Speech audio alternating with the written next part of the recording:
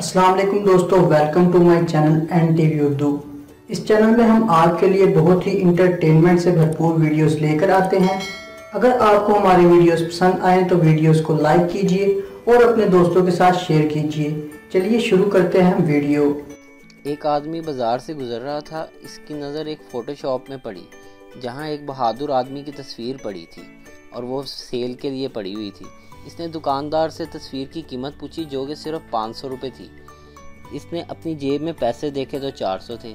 इसने सोचा कल आकर ख़रीद लेगा, लेकिन दूसरे दिन आया तो तस्वीर फ़रोख्त हो चुकी थी।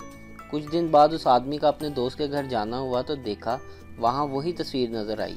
उसने दोस्त से पूछा ये किसकी तस्वीर है? दोस्त ने जवाब दिया ये हमारे दादाजी थे, इन्होंने 3 जंगों में हिस्सा लिया था। दोस्त ने पूछा तुम इनको जानते हो क्या? आदमी बोला बस 100 रुपये कम पड़ गए थे, वरना आज ये मेरे दादा होते।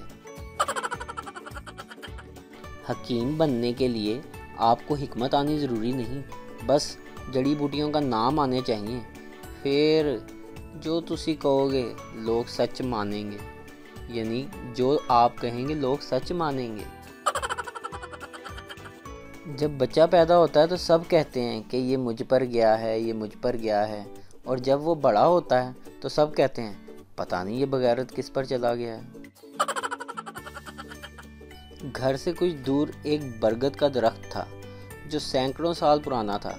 अब्बा जी ने मुझे सख्ती से मना किया था कि इस दरख्त के पीछे नहीं जाना, इस पर चुड़ैलें रहती हैं, जो इसके पास जाए इसे चिमट जाती हैं।